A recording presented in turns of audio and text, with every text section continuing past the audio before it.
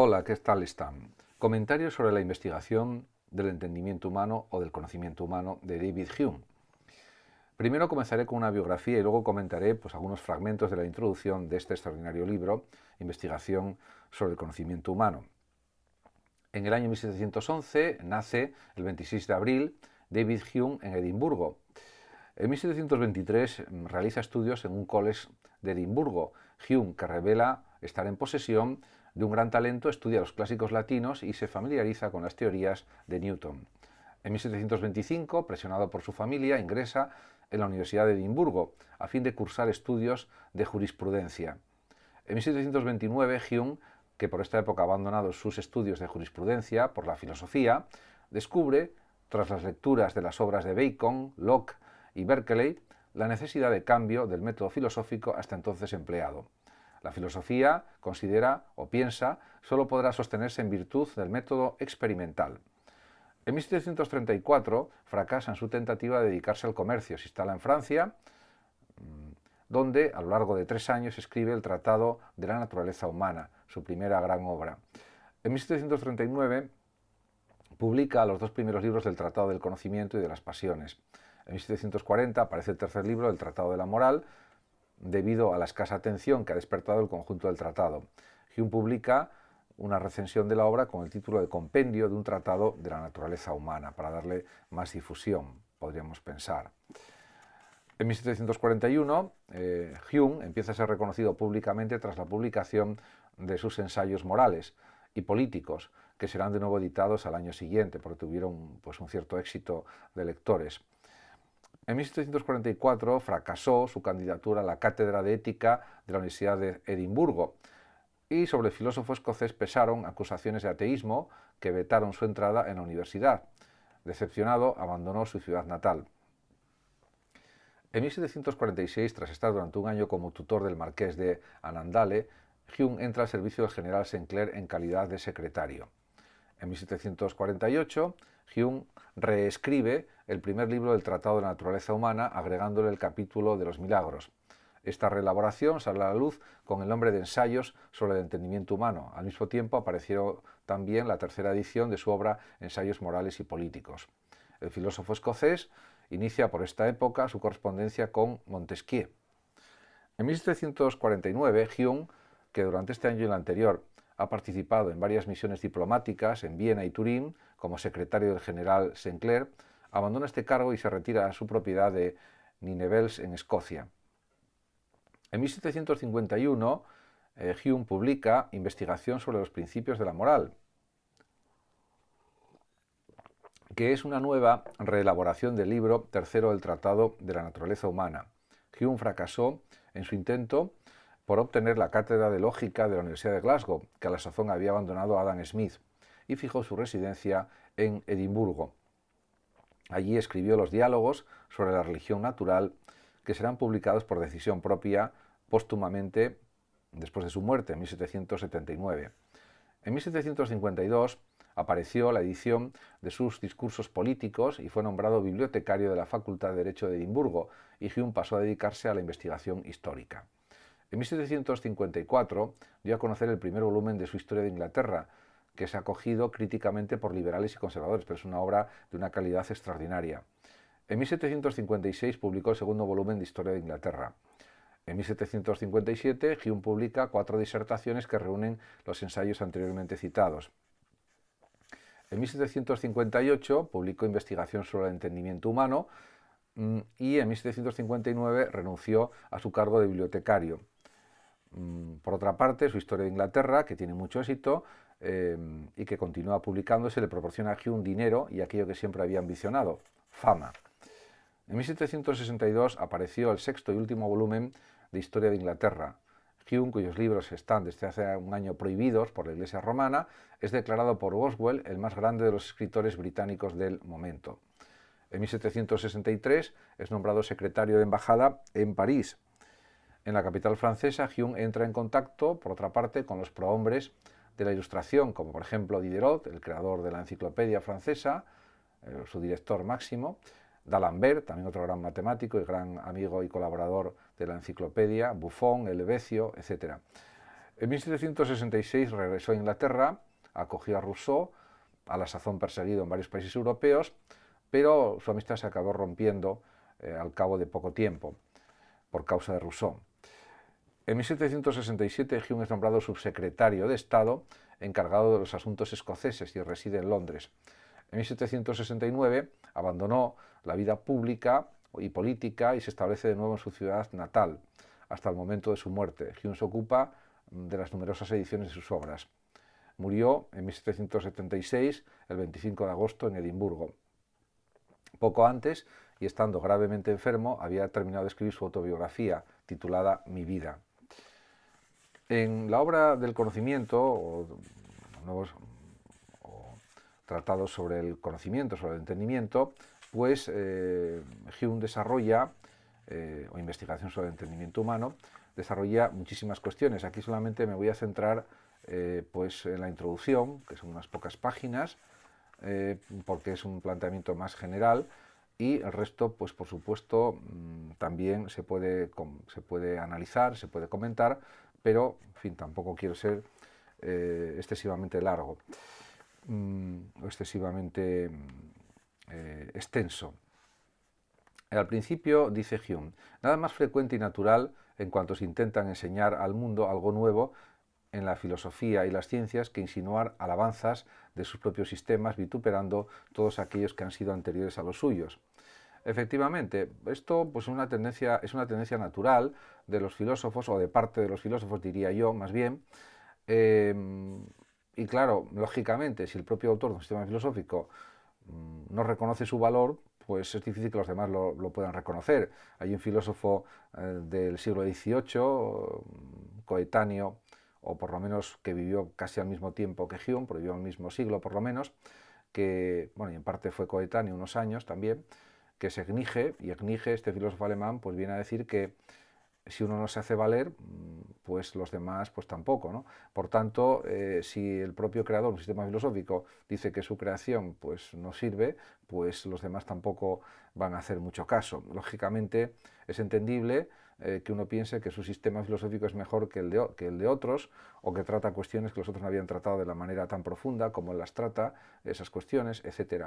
Hasta cierto punto es entendible, por supuesto, partiendo de una actitud de humildad y de una actitud de reconocimiento de que puede haber otros sistemas filosóficos también extraordinariamente útiles y positivos.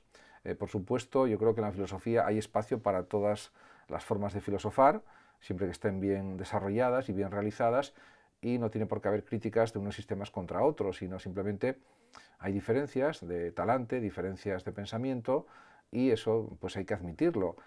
No sucede nada porque se admita, nada malo, quiero decir, o nada negativo en principio. Y pues también llega a decir lo siguiente, Hume, en esta introducción. No se requiere, dice, un conocimiento profundo para descubrir la actual condición de imperfección de las ciencias. Incluso la gente sin acceso puede juzgar por el ruido y el clamor que escucha que no todo marcha bien. En efecto, en el siglo XVIII, cuando vivió Hume, no hay que olvidar que murió en 1776, todavía la ciencia estaba empezando a surgir, la química, por ejemplo, la biología, todavía eran ciencias que estaban empezando a surgir de una manera parecida a como ya se asentaron durante el siglo XIX y en el siglo XX, y pues diríamos que ciencias como la botánica, la biología, la medicina, todavía estaban en fase de creación, y cuando más se desarrollaron fue sobre todo a partir del siglo XIX, pero a finales del XVIII o en el último tercio del siglo XVIII, cuando todavía vivía pues el propio Hume, estamos hablando de 1770 hasta 1800, fue un periodo crítico de formación de los procedimientos científicos, de las ciencias, por ejemplo, efectivamente pues la medicina, también pues podemos decir la biología, etcétera, y otras ciencias, también la geología, por supuesto, la astronomía, etcétera. Y es verdad que había muchas discusiones, muchas confrontaciones entre unas teorías científicas y otras, porque todavía no se conocían muchos aspectos de la realidad material y del funcionamiento de la Tierra, por ejemplo, en el ámbito de la geología, en el ámbito también de la astronomía, etcétera. Y pues es entendible que hubiera muchas discrepancias, muchas opiniones discordantes, etc. Por eso también dice Hume lo siguiente: no hay nada que no sea objeto de debate y de opiniones contrarias por parte de los hombres instruidos. Y sigue diciendo, la más trivial cuestión no escapa a nuestra controversia y en los más trascendentales problemas no somos capaces de dar ninguna solución cierta. Las disputas se multiplican como si todo fuese inseguro y estas disputas son llevadas con el mayor calor como si todo fuese cierto. En efecto, porque él también parte del escepticismo. Hume desarrolla un escepticismo radical. Eso se ve, por ejemplo, en la crítica de la causalidad, que dice que es la costumbre, el hábito, y que no es una cuestión de razón, como por ejemplo sostuvo posteriormente Kant, diríamos, en su filosofía trascendental, en su idealismo trascendental o en su criticismo. Y pues esto no hay que olvidarlo. Incluso Hume pues, señala que la ciencia son conocimientos muy probables, pero no es algo absolutamente seguro y cierto, algo que podría ser discutido, pero que él lo pensaba y estaba convencido de ello.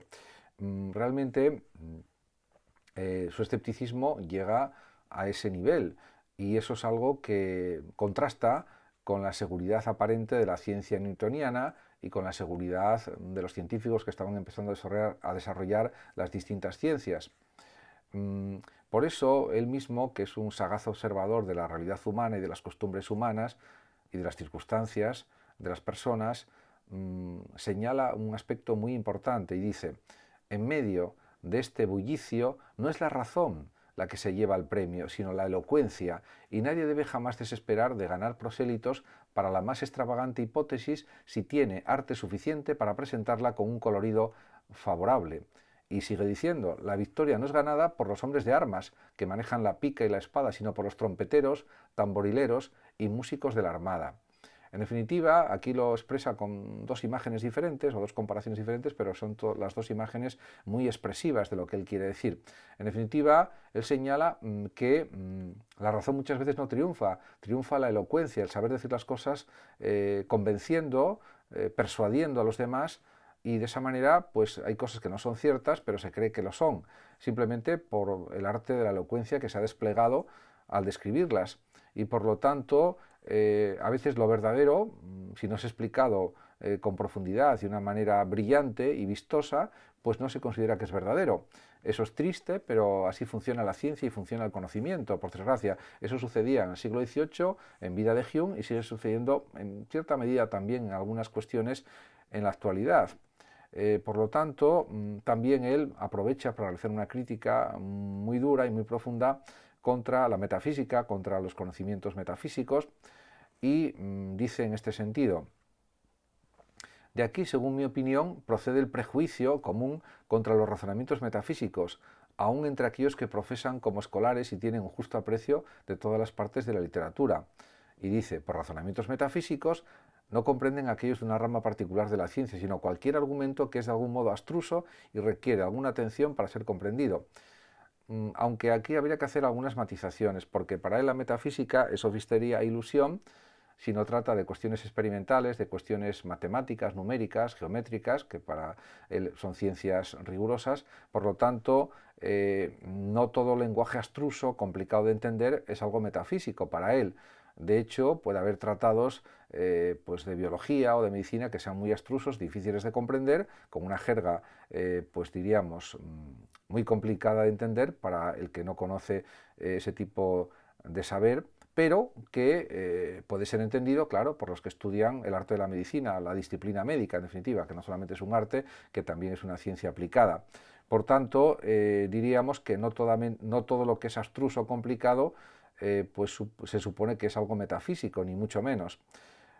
Él realiza más bien la crítica a todos los conocimientos relacionados con Dios, con el alma, con la sustancia, con los demás conceptos metafísicos, esencia, el ser, etcétera, porque considera que son juegos de términos y que no responden a una realidad concreta, particular, que se pueda observar y experimentar, porque ni el alma se puede ver ni observar, a Dios tampoco se le puede ver y observar, por lo tanto no son entidades empíricas, no son entidades concretas. Por lo tanto, la escolástica, la disputa de los universales, son para él juegos semánticos, juegos de significados que no responden a una verdad real, que no son algo concreto, porque él distingue entre verdades de razón y verdades fácticas o de hecho. Las verdades de razón son las propias de la lógica y la matemática, de la geometría, y son verdaderas de forma priorística por sí mismas, y en cambio las verdades de hecho, las cuestiones de hecho, las verdades fácticas, pues proceden de la observación y la experimentación, y por lo tanto son indiscutibles en cuanto que son observadas correctamente. Y en ese sentido, esta distinción, que se denomina la horquilla de Hume, es muy reveladora de lo que es el conocimiento. Por otra parte, él insiste pues, en el significado de su empirismo y de su escepticismo radical como algo, diríamos, básico para entender el mundo, para entender la realidad, para entender también a los seres humanos y, en definitiva, también pues esto se aplica, por ejemplo, en el ámbito de la política y de la ética. Por ejemplo, él defiende el utilitarismo ético, el emotivismo moral, que se basa en los sentimientos y en las emociones, etc. Por tanto, en ese sentido, él es un pensador muy consecuente, muy coherente con todo lo que afirma en sus obras y con ese empirismo que él sostiene de una manera pues, muy firme y, por otra parte, muy bien argumentada. Muchas gracias a todos por su atención, saludos como siempre a los oyentes de Radio Sofando de México y hasta mi próximo vídeo.